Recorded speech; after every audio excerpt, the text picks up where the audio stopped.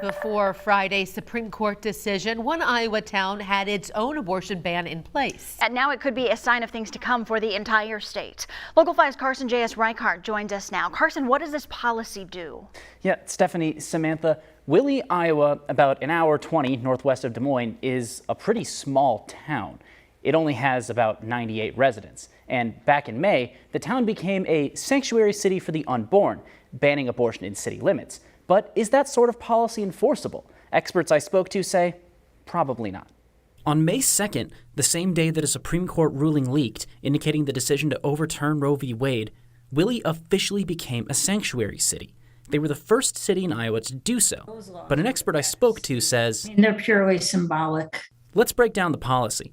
It says that life begins at conception and that any abortions performed in the city, whether through surgery or medication, are illegal. It also prevents residents from aiding or abetting someone seeking an abortion in town. Willie doesn't actually have an abortion clinic. The nearest one is in Ames, about 70 miles away.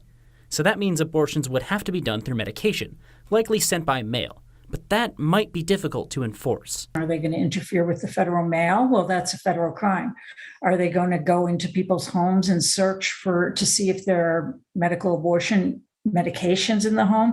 Well, that will affect search and seizures. Willie's policy does have exceptions for cases of ectopic pregnancies or accidental miscarriages. Birth control devices and oral contraceptives are also exempt from the Sanctuary City Declaration. Anyone found to be violating the policy would receive a $500 fine, but no criminal charges. A pregnant woman seeking an abortion is exempt. That's another reason that Frank says the declaration is more of a message to the community than anything else.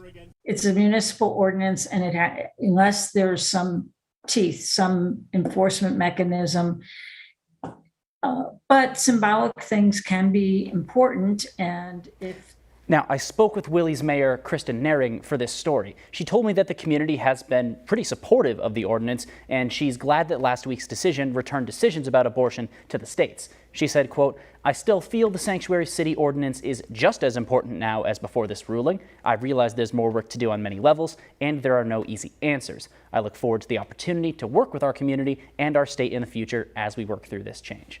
This is Carson J.S. Reichart for Local 5 News. We are Iowa.